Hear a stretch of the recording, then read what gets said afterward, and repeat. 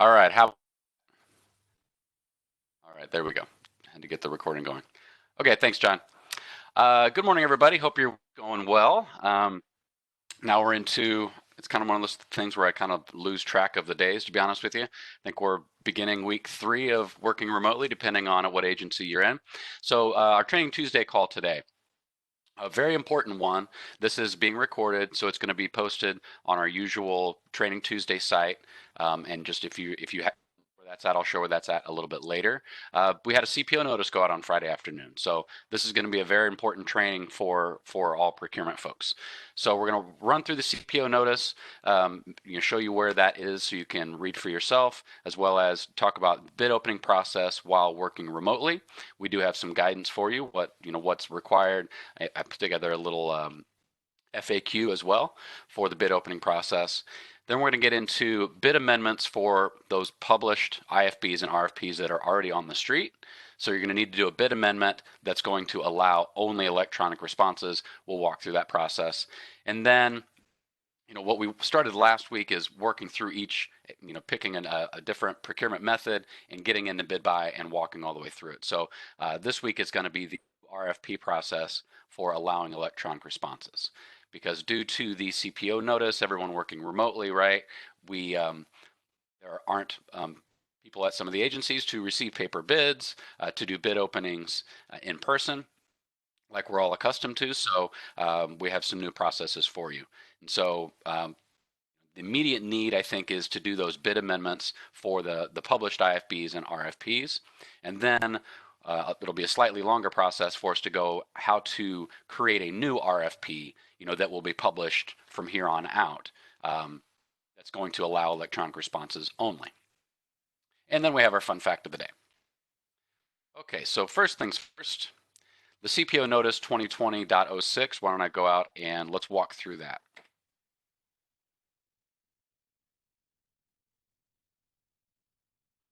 See if I can make that as big as I can there.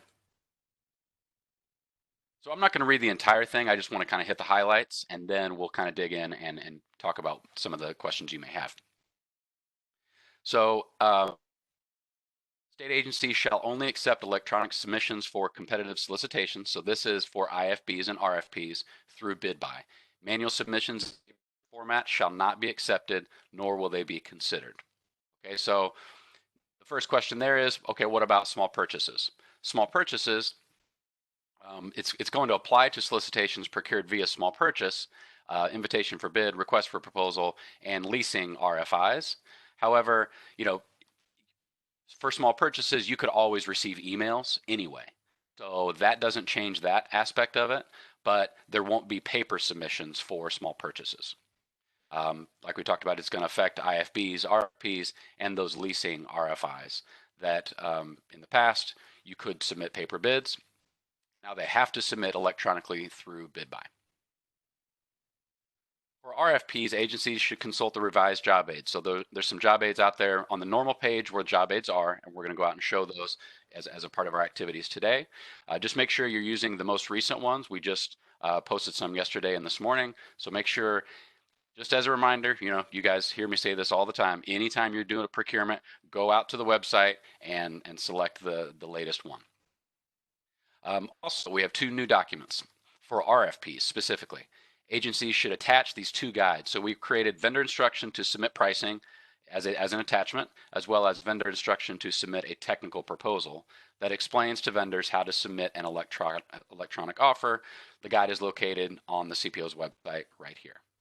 Okay, so just from a high-level view, we'll start on a high-level view concerning RFPs, and then we'll dig down a little bit deeper. So what we're going to have to do is, in order to keep pricing locked for those RFPs, we're going to have 2 separate bids. So what's going to end up happening is you're going to have your primary bid where the vendor will attach all of their and respond with their technical proposal. That's going to be cloned, and then there will be a pricing secondary bid number where vendors will put in their pricing. So it's all with the concept of we have to keep pricing separate, right? And that needs to be locked. So in the same way that they would now submitting via paper, what they would do would be have the packets, right? You'd have a sealed packet, and then you would be able to accept those paper submissions. You go through as a part of your administrative review. Hey, here's packet 1, here's packet 2, here, here's the pricing packet. That stays sealed, right? So that packet now is going to be that cloned bid that's going to live out there and going to stay in that sent status. So it's not opened. It's very transparent to the vendors that it has not been opened yet. And only after those evaluations take place and in consultation and approval of the SPO is pricing opened, then you guys will go in and do your opening the pricing on that cloned secondary bid. Okay, and we're going to get into it a little bit further, but I just wanted to start off with those are the two tracks, and we're trying to keep an eye on keeping things as similar as possible to what they already are. So our processes are going to change, of course, a little bit in order to allow these electronic responses only, but at the same time, as questions arise, let me put it this way: as questions arise, think about it. What would you do in a normal situation without this? And so that's where is going to be our underlying situation here. So state agencies shall only accept electronic submissions for small purchases via email or bid by. We talked about that. Manual submissions in paper format shall not be accepted. Bids will be publicly opened and proposals will be publicly received using bid by. So we're going to talk about today how to witness the opening and receipt of a bid for an IFB or RFP. Agency personnel shall simultaneously share the screen with another state employee or state purchasing officer via WebEx, Microsoft Teams, Citrix Jabber, even Apple FaceTime. So that actually counts. You could literally pull up your iPhone and do FaceTime, or any other video conferencing service. So the overarching concept here is they have to be witnessed. So you do have an opening, and it is witnessed by someone else. You will have a bid sign-in sheet, so that document will be the same per usual. And then the agency shall document in the procurement file the witness to the opening and receipt. For competitive solicitations already published in bid by, agencies shall work with their state purchasing officer to determine if extending the opening due date is necessary to ensure fairness in competition. So some of those questions that immediately pop up, hey, I have, my agency has an RFP or an IFB that is opening, if it's opening today or if it's opening sometime this week, that's going to be a case-by-case basis for, and you really need to discuss that with your SPO because, I can't provide my opinion just as the training manager. That's going to be something that you're going to have to consult your SPO.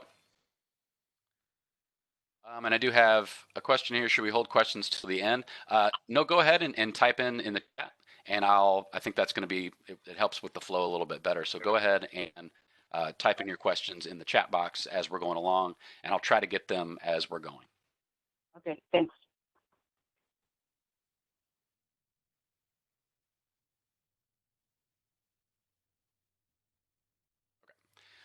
So for the so you could be moving out and extending a due date, potentially not, depending on when that is. Okay, so really we just need to ensure that fairness and competition is still being applied. For each RFP already published, and that's going to be the specific activity that we're going to do first today, is going to be publish an amendment indicating that only electronic submissions will be accepted, and then attach those two documents that we talked about for the instructions to the vendors. So at every point we've come up with a process here. There are 4 different times where we're instructing the vendors that this bid is for the technical submittal only. This bid is for only the pricing. So, and as we go through the process here, you're going to see that it should be very clear to the point where, like I said, we're letting them know, 4 different times throughout the process that this bid is for this is for pricing. We understand it's going to be a little bit confusing, but we're doing the best we can, and I'm sure once you've gone through this once, it'll click and make sense once we actually get into it. So this talks about the trainings that we are in today. I did one yesterday as well. Also, the video will be posted in the Training Tuesdays, as well as I will be doing another video specific to each one of the processes, so it won't be as convoluted. You can go directly to one of those videos, and those will be posted in the next couple days. Okay, so first question, the cloning is for future RFPs only. So that is not the case, because the CPO notice is in effect as of Friday afternoon. So even if you have an RFP, you're going to have to clone one and have the pricing as a separate piece. And that's what we're going to get into here in just a second. Okay, so let me go. That's the CPO notice. Let's talk about really quickly. So going back to the code, I thought this would be appropriate to actually pull up, 2010 of the code where IFBs, where it talks about the bid opening. So bid opening, bids shall be opened publicly or through an electronic procurement system, presence of one or more witnesses at the time and place designated in the invitation for bids. So this piece, the shall be opened publicly or through an electronic procurement system, allows us to do the process, to do a bid openings the way that we're discussing right now. Similarly, it's very similar language for RFPs, but it's essentially the same thing. Shall be opened publicly or via an electronic procurement system in the presence of one or more witnesses at the time and place designated in the request for proposal. Okay, so having that language there, I thought just would be appropriate for everyone to see. So I put together just a couple of questions that I know I had and some of the SPOs had immediately is a quick little FAQ. So how can I witness an opening? So as a part of that CPO notice, it says you can do it via WebEx, Microsoft Teams, Apple FaceTime, Citrix, any way that you can share a screen in order to witness the opening and bid buy. So there may be a couple options there that we haven't thought of, but any way that you can see someone else's screen is going to be acceptable to be a witness for an opening. One question, does it have to be recorded? No, it doesn't need to. It doesn't have to be recorded per se, but it still needs to be documented in the way that it always has. So you're still going to have that bid opening sheet, including witness information, or an IFB. You're still going to write down the price. You're still going to do everything that you normally would, except we're all at home instead of at the office and having more of a public opening in the way that we're used to. So does the way in which the opening will occur need to be shared publicly in advance? So, the question would be, do we need to if we're doing a WebEx to do a bid opening, do we need to share that WebEx link with our vendors? So our guidance is that no, you don't. This information can be shared for even greater transparency, but it's not required. So if your agency decides that, you know what, we want to do that, you certainly can, but you're not required to. So a vendor in real time, if they pull up their bid, whether it's an RFP or an IFB, they can always see when it's been opened. So that bid buy status will change from sent to opened once it actually gets opened. Okay, so like I said, that's going to be record your more of an message. agency decision. When you have finished recording, you may hang up. That's going to be an agency decision. You can if you would like. Greater transparency is always going to be recommended and suggested, but we aren't going to be requiring that because, going back to that procurement code in 2010, it talks about how you can, shall be open publicly or via electronic procurement system, as long as you have that witness. That's the big key there. Okay, so we have another question here. We have an RFP on the street due 4/2. How do we clone it and bypass the 2-week publication requirement for solicitations? So this is a great question. And, like I said before, I'm going to defer you to your SPO because that is one of those that is an exact, it's right in that situation where I could see it going either way. So, consult your SPO. Does that need to be pushed out? Because that's Friday. But if how do we clone it? That's going to be a part of what we're going to do as soon as we get done with this bid opening piece. Okay, so we're going to go through that process. But you're not bypassing the 2-week publication requirement because it's already been on the street. You are just doing a bid amendment in order to. So this would be the same thing as if you're doing a bid amendment to, change a specification or, it's just a bid amendment. So now we wouldn't do a bid amendment for something that's due tomorrow. In general, we say if you do a bid amendment, allow 72 hours. That's just kind of our general guidance, so that, and it's really for the vendor's sake, right? We don't want to change something and then have bid due the next day.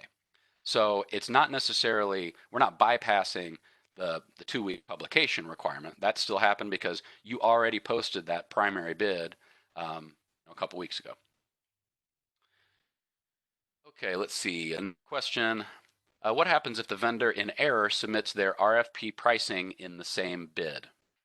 So, and we will touch on that as well, but technically there's going to be so many different instructions to the vendor not to. I know that this isn't your question, but I just want to kind of set the stage for it. Once you see all the different spots where we tell the vendor to not submit pricing to this bid, at a certain point, with all our procurements, right? If vendors aren't submitting, or if they aren't following instructions that we have in 4 different places, that's going to be something, it'll be a question for the SPO. But I will say, in general, if they submit their pricing, right, it's not going to be, at that point, you have the opening, you would be able to deal with the pricing being a part of that primary bid before it ever gets to any evaluators. Now, as long as that vendor also submitted pricing on the pricing bid, it's something that would be curable, and we'd be able to be flexible on. Okay. I hope that answers your question. We clone it, but BidBuy is requiring us to include a commodity code, which we don't have. Sorry, I missed that. We clone it, but BidBuy is requiring us to include a commodity code, which we don't have for our service solicitation. Well, I mean, the NIGP code, which is the same thing as the commodity code, is required. So once you clone it, and that's the process we're going to get into next, is it will automatically be on that cloned bid. So I'm not sure, I might be missing something there, but if once you clone it, you shouldn't have to, you're going to put in some additional attachments, and we'll do a couple different things here. But yeah, that NIGP code is still going to be required no matter what, because that's how we notify our vendors. But once again, for those that are already out there, once we clone it, our bidders are already there, so they're going to receive all the instructions in the way that we're going to go through right now. Would it be permissible to notify, okay, so this is this is a little bit separate. Would it be permissible to notify a RFI submitter who I know has a paper response sitting at the Springfield post office that they need to submit via BidBuy? So yeah, they are not going to be able to submit it via bid. They're not going to be able to submit paper responses because that CPO notice is effective immediately as of Friday afternoon. So even if it's sitting at the Springfield post office, they still need to submit via BidBuy, yes. And just to be clear, our leasing folks, we're going to do a specific training for you guys because it's going to be a little bit different. Since leasing, they provide all their pricing at the same time. It doesn't have to be separate from technical proposals in the same way that the RFPs are. So the RFI folks are going to have a different process. Everything is going to be the same way as it normally is, except for they just have to submit all their documents via BidBuy. It'll still be one bid. Okay, so let's talk about doing that bid amendment. So a bid amendment is going to be needed for all published IFBs, RFPs. Okay, so let me get into BidBuy, and we'll start walking through the nitty gritty here.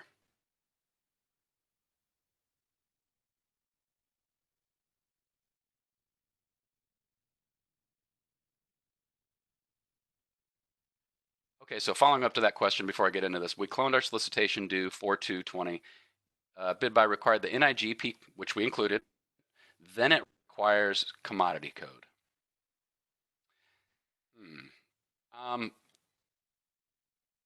We're gonna have to circle back to that after this call. Why don't you follow up with me as well as your SPO, because I didn't realize that was popping up for you. There might be something else going on there. So let's circle back to that. Okay, so what we're going to do first is we're going to do a bid amendment on a published IFB because that's going to be the easiest one. Some of those that are published, all we need to do is go in and we are going to create a bid amendment that lets the vendors know you're only going to be able to submit via bid by. There isn't going to be any cloning involved here. We're just going to be creating a bid amendment. Okay, so let's go into my published IFB. Oh, shoot, it had been long enough. Let's go sign back in.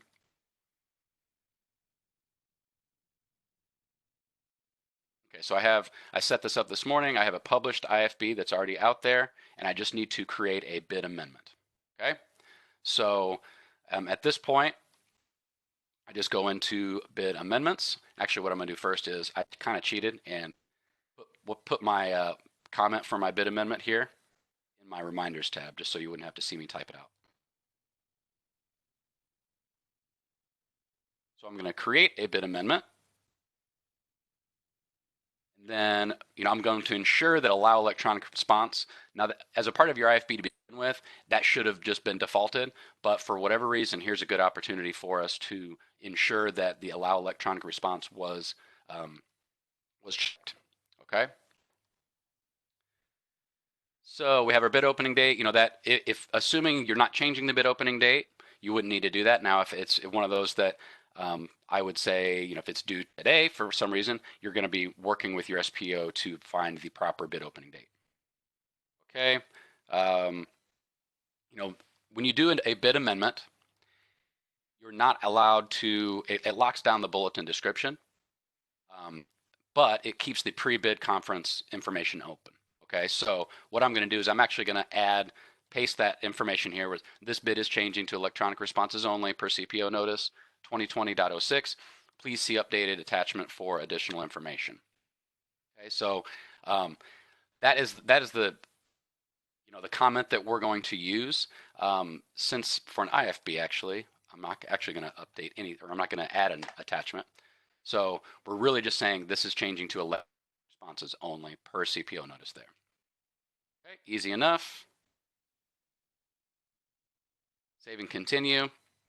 Now we do want to have that comment for the items, or for the whole bid amendment. Once again, I'm just going to post that same exact thing. Really, all we're doing is we are letting the vendors know that the bid is changing to electronic responses only per CPO notice 2020.06. So that's really it. That's going to be a piece of cake. You just want to make sure that it's showing to vendor down here for your pre-bid conference information. So really all that is it's just one more opportunity that the agency is saying to the vendor, this is changing to electronic responses only. So easy enough, right?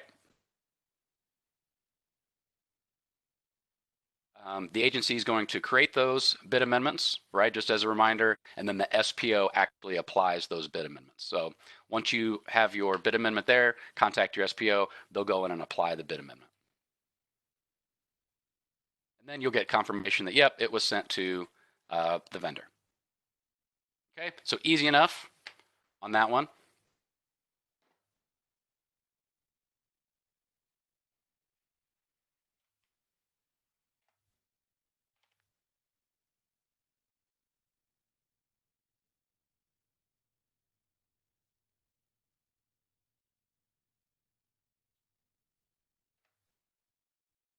Sorry, just responding to a question there. Okay, so easy enough, right? The other attachment that we needed to add in there, and I just remembered I didn't add it, is so actually I'm going to have to do another bid amendment. Sorry, as a part of that original bid amendment,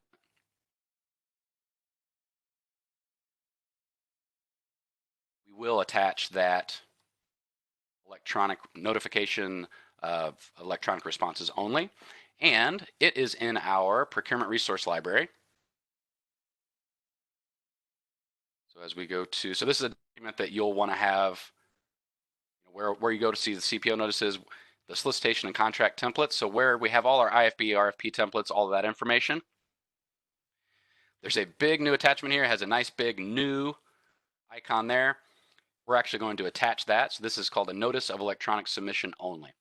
So that's going to So just one more chance to provide instructions for the vendor. Okay, so if I open that up, I'll just show it to you real quick. Really, it just talks about pursuant to the CPO notice, we'll only accept electronic submissions, et cetera, et cetera. So it walks through this. So it's really just for the vendor to see.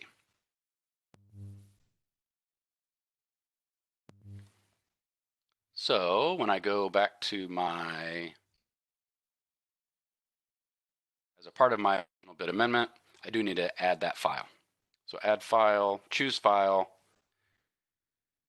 and let's see, where is that? Attachment of electronic submission only. Save and exit, and then you want to make sure that shows to the vendor. Okay? And you can put in that comment there, and then save and continue, contact your SPO to apply that bid amendment. So that way, they're not only receiving the bid amendment that says we are only accepting electronic response, see attachment for additional information. That also, that attachment, the notice of electronic submissions only, goes into a little bit more detail. Okay. Let's see if we have a new question. Just for clarity, do we not need to change the language in the IFB RFQ document to add the language? No, you don't, because this new attachment supersedes all of that. That's a great question. Thanks for bringing that up. You don't have to go in and change all that information. The new attachment just supersedes all of that instruction. Okay, and so this will only be on those.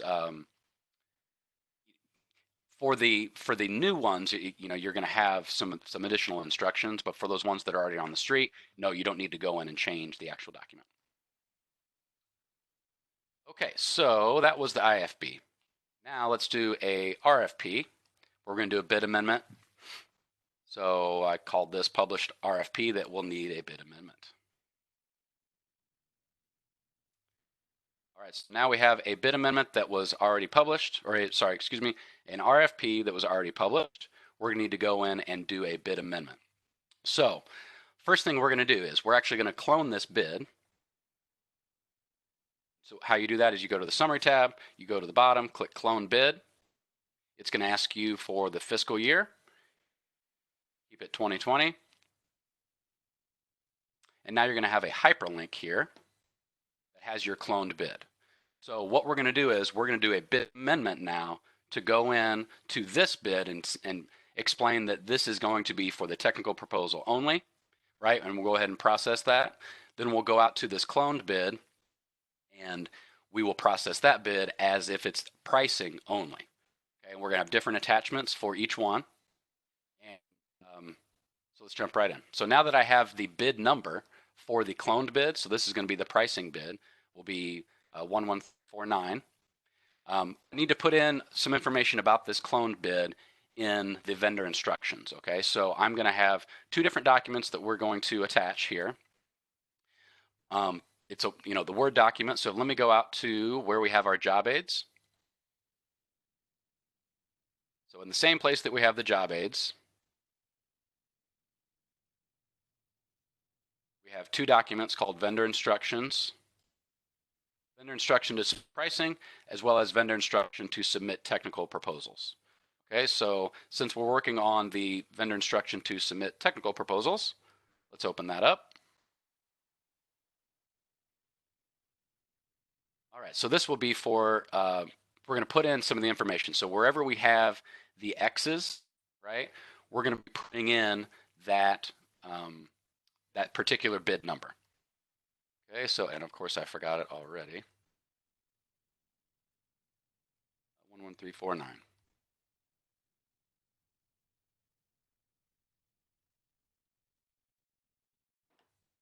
Excuse me, actually it's 11348 is this one.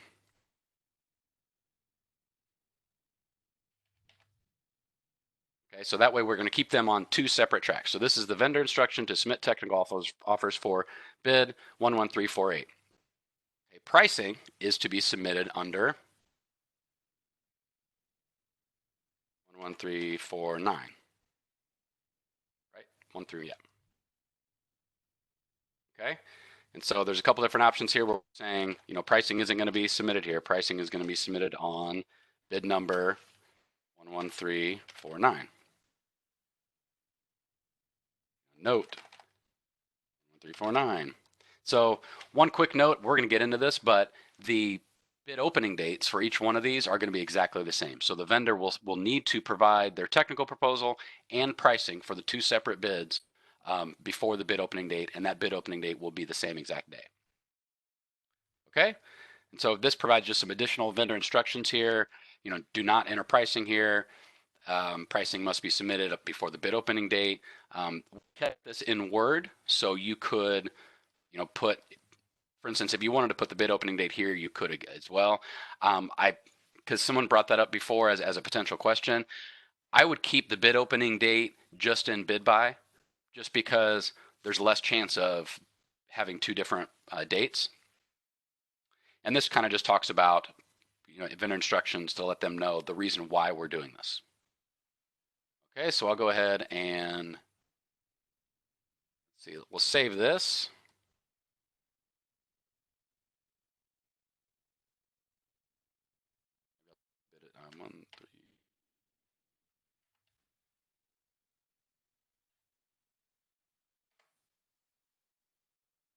Okay, so I have that document. And then now, since I'm, have this open up for the pricing, might as well, let's just do that pricing one as well. So that way we have that. So I go to where those job aids are again, right? And request for proposal, and we'll complete our vendor instruction to submit pricing. Now you could do this a little bit later if you wanted to. Once we have processed the other bid, it just makes it easier just to kind of get this piece out of the way. So this is going to be submit pricing for 11349. Technical responses and other required documentation must be submitted on bid 11348. So really all it is just, it's keeping those two separate, we're referencing the technical pricing or the technical proposal on the pricing vendor instruction and vice versa. Okay, and then same thing. Save this as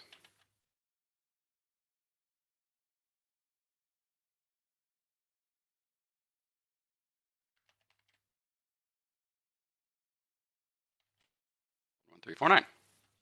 Okay, so now we have both of those vendor instructions completed. And I'll go back in and attach those in BidBuy. Okay, so now that we have it cloned, we have our information there.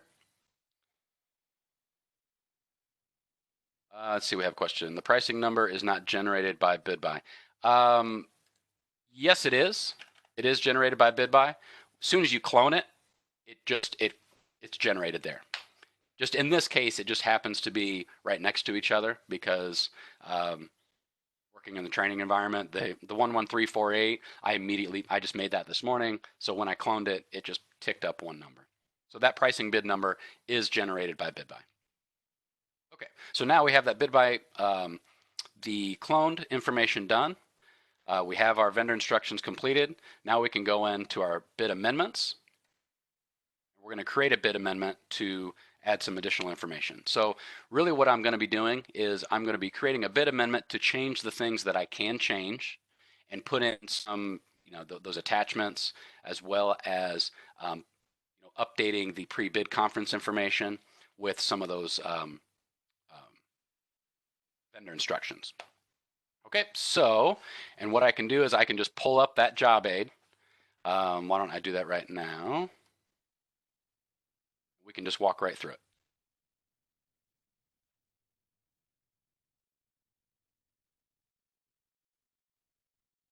Okay, so we have our job aid here. You're going to notice here that now it's called 2A, Request for Proposals Technical. We also have a separate job aid that's called 2B, Request for Proposals Pricing. Okay, and so I'm going to go in and change the things that I can change via bid amendment, and I can just walk through here. Requisition is going to change, so we're at the bid, and we're going to change the things that we could change via bid amendment. Okay. So via bid amendment, I can't change the description, right? That locks that down, but I can add some additional information in the pre-bid conference. And so what you can do is you can go to your job aid and you can just copy and paste. So for instance, in the bulletin description, copy that information, put it in the pre-bid conference. Okay. Now, normally, if you we'll go over this on when we create a RFP from scratch, this information normally would be in the bulletin description. But since we via bid amendment, we can't change the bulletin description, we're going to go ahead and put it right above here. Just one more touch point to the vendor saying, do not submit pricing on this bid. Electronic responses only. Paper responses, no paper responses will be accepted. Okay. So I'll add the information there. We're going to go to our items tab, and we're going to edit our line item in the item to add additional information for the vendor. So let me go back here to our job aid. I scroll down. I have another vendor instruction here. I'll go ahead and I can copy and paste. Copy. Go ahead and put this in the description of the line item. Copy and paste. Right there. So there's just one more point where we're saying do not submit pricing on this bid, et cetera, et cetera.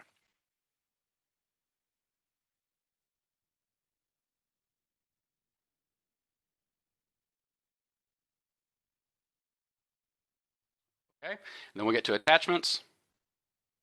Now we go in and add our couple different attachments here. Choose file. We'll have the vendor instruction to submit technical proposal, right? So that has our information that we added. Save and exit. That's going to default show vendor. We want to keep that there, right? So the vendor instructions are there. We're going to add the notice of electronic submission only, right?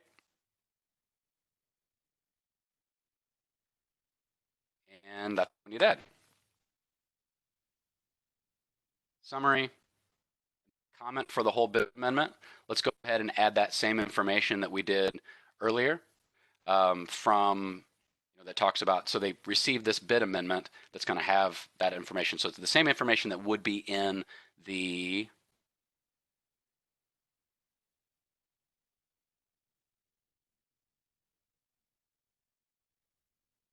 where would we add that?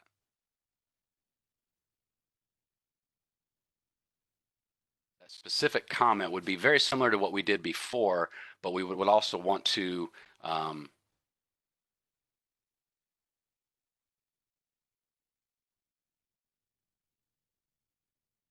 copy.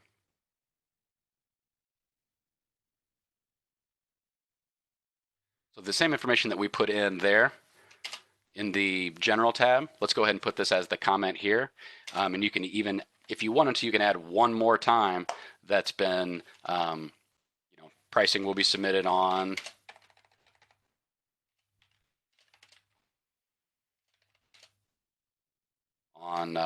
bid number 11349. That's even one more opportunity here to be very clear. And then save and continue. Contact your SPO at this point. But we want to make sure that a note here that's really important. So specifically for those that are published already, we want to have the bid amendment go out as the same time as that cloned bid. Okay, so we want to submit for approval, and actually it's in the job aid. Scroll down here at the very end before you submit for approval, right? Primary and secondary bids should be submitted for approval at the same time. Because, just think about it from a vendor standpoint. A vendor gets a bid amendment that they're no longer accepting paper responses, and it's just going to cause a bunch of different questions. But if they get a bid amendment, hey, we're not going to receive paper responses. It's electronic response only, and pricing will be submitted on bid 11349, for instance, and then they immediately receive notification for bid 11349. Hey, that's going to make it very clear to them, oh, I have to submit pricing to that other bid. And so I think you can't go wrong there. So we want to wait to submit for approval for both of these, the bid amendment on the primary bid, as well as the cloned bid that we're going to process right now. I'm going to do that at the same time. We have another question here. What if the RFP already has pre-bid information published? Where do we add the note? I would put that information at the very front of. So for instance, if I go back to if you already have pre-bid conference information, I would put this at the very front. So you'd have this bid is only used to submit technical proposals first, and then you'd have all your pre-bid conference information. That's the way I would do it. Really, at this point, we have the instructions attached. We have added it as the comment for the bid amendment. It's in the line items. You're seeing where we have all of these touch points to the vendor to let them know this is only for the technical proposal now, and then the pricing bid is going to be the cloned bid that essentially acts as a lockbox for the pricing. Okay, so go to our summary tab. Now I'm not going to apply this bid amendment yet, right? Because we want to go ahead and process the pricing piece first, so the vendor receives them back to back. Okay, so I go back to my bid.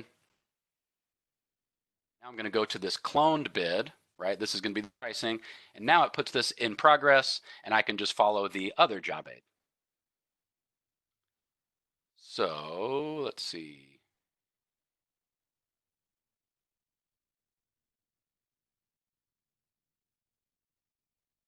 For proposal, pricing. Now this piece is going to be much easier because it's only the pricing. You can see where you have the cloned bid, and then you're going to do a few things to change this, and then that's going to be it, because this is only going to be for the cloned bid is only going to be to hold pricing to keep it in that unopened status, that sent status, right? So a vendor at any point, they can go in and just to check, make sure, nope, pricing hasn't been opened yet. Okay, so let's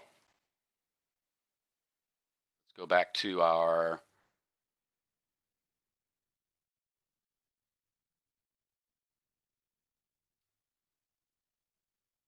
cloned bid. We're going to go to our general tab, and we're going to fill in the required information. Okay, so as a part of our, oh my gosh, let me go back real quick. I just realized I missed something. See, I need to follow the job aids. I didn't mark allow electronic response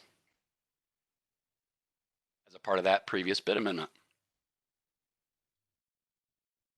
So let me go back into that bid amendment, into the general tab, and there it is. So really follow those job aids. Even the presenter wasn't following them. So of course we want to make sure that as an RFP before that's on the street, that wouldn't have been defaulted to, or it would have been defaulted, but would have already been unchecked because it was an RFP at that point, right? But now we need to make sure that we allow electronic response. Okay, so now I can go back to my cloned bid. So now we'll process that cloned bid following the job aid. We're going to allow electronic response.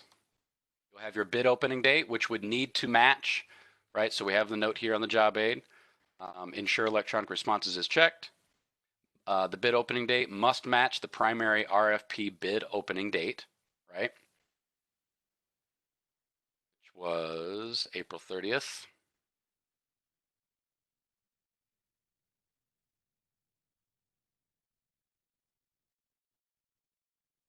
So whatever that date is for the primary bid, this has to match. Okay. In the bulletin description, we can, once again, copy and paste.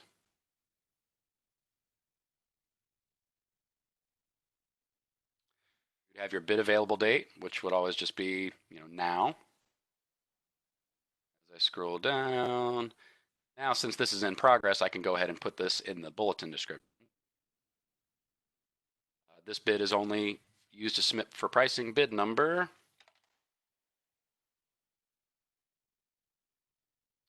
Having a legal character in there, which is the quotation mark. 111148. And you would, put this per usual, SPO name. Everything here should match exactly the primary bid because these are just required fields. It's not a small business set aside. There was a BEP goal of 20%. There was a VBP goal of 3%. Now we hit the link to original contract. So once again, I'm just walking down the job aid, right? I've completed this. Now we have a link to original contract. And what this is going to do is it's going to allow to put a hyperlink to the clone or to the original primary bid. So we link to original contract and the job aid just walks right through those steps. Select your bid document type, bid number if you know it. And you select the radio button, hit select. Now you have a hyperlink here. So what that does is, from a state standpoint, it makes it very easy to, on the primary bid, of course, you have that cloned hyperlink, which will get you here. And here you have the link to original contract that puts you back to the primary bid. The next step on the job aid is we have the original bid number, just one more spot where we can document what the original bid number was. Save and continue. We go to our items. Now, very similarly to what we did on our primary bid, we're going to add the same vendor instruction within the line item here. So as a part of our items here, we're going to disable pricing on the quote. And what that does is really what it's going to do is it's going to make sure that the vendor just attaches their paper copy of their pricing document per the way they normally would. So they won't have to actually enter in pricing here. So we disable pricing on quote. And then we go ahead and edit our line item. To grab our vendor instruction here. So back into our description of our line item, we can go in and paste those vendor instructions.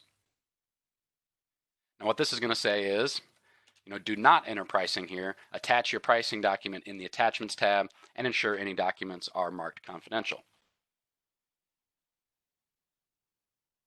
Okay, so really what this is just to make sure that they aren't going to be able to enter their pricing anyway, but by providing this instruction, it keeps, I think it'll keep the confusion to a minimum if they're trying to click in to enter their pricing. We're letting them know, you're not going to enter pricing here. You're going to attach the pricing document in the attachments tab. Okay, save and exit.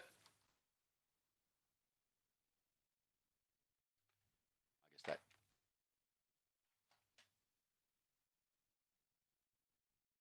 that dash was an illegal character there.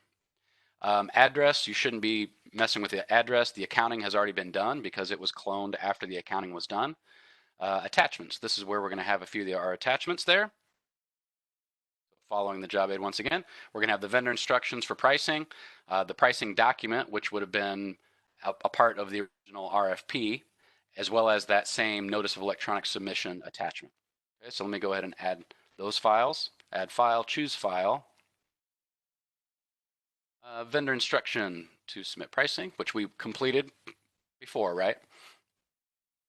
Save and exit, then add file. I'll go in and add the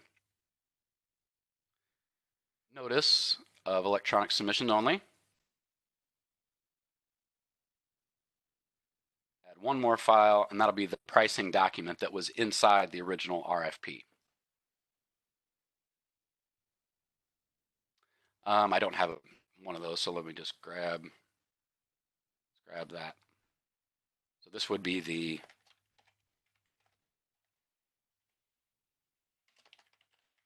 document. Okay. Those are all going to be shown, right? Of course. Notes, we don't need to do any notes.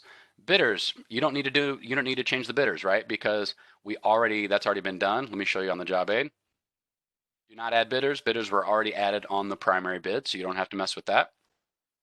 One thing that we are having though is in the questions. This is something that's kind of new. We haven't utilized the questions before.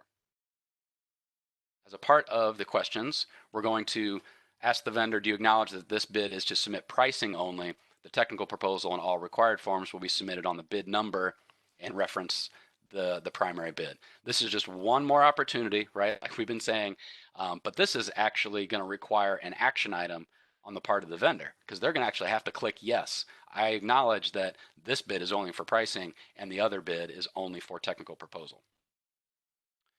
Okay, so we're going to make this required, do the required checkbox, go in and just copy and paste again inside the question. This is going to be for bid number 11348.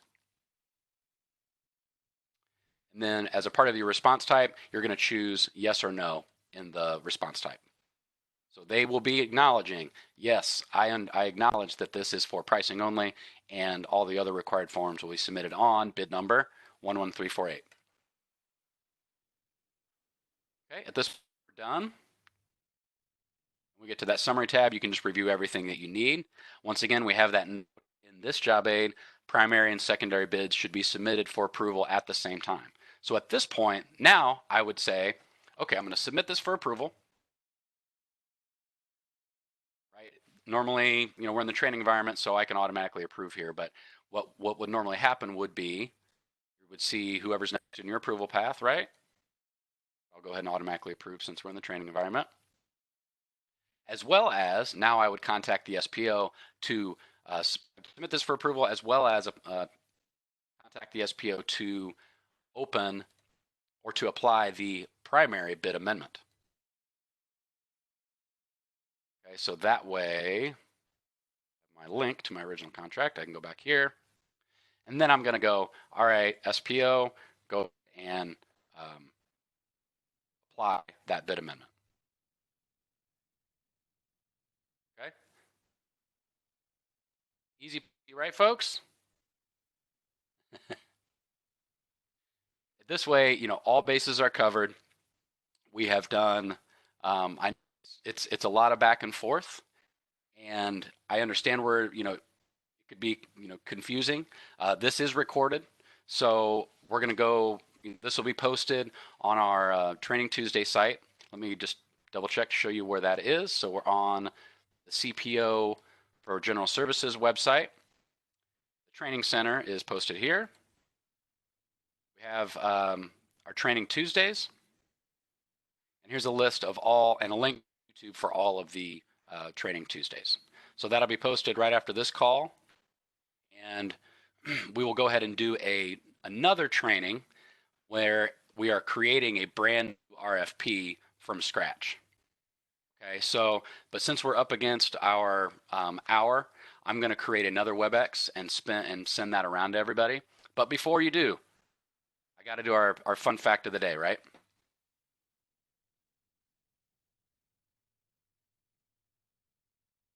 It's National Tater Day. So March 31st, I even put a link in there. So everybody get your carbs in, have some fries, have some potatoes. Tell your wife or girlfriend or husband or boyfriend that it's okay.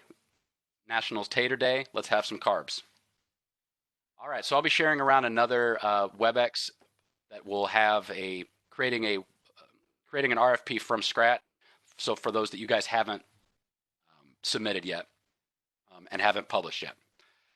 Okay, so any other questions?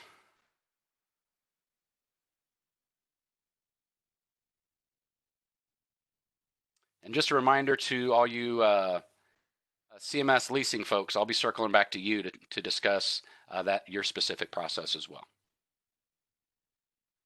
All right, everybody, enjoy your taters.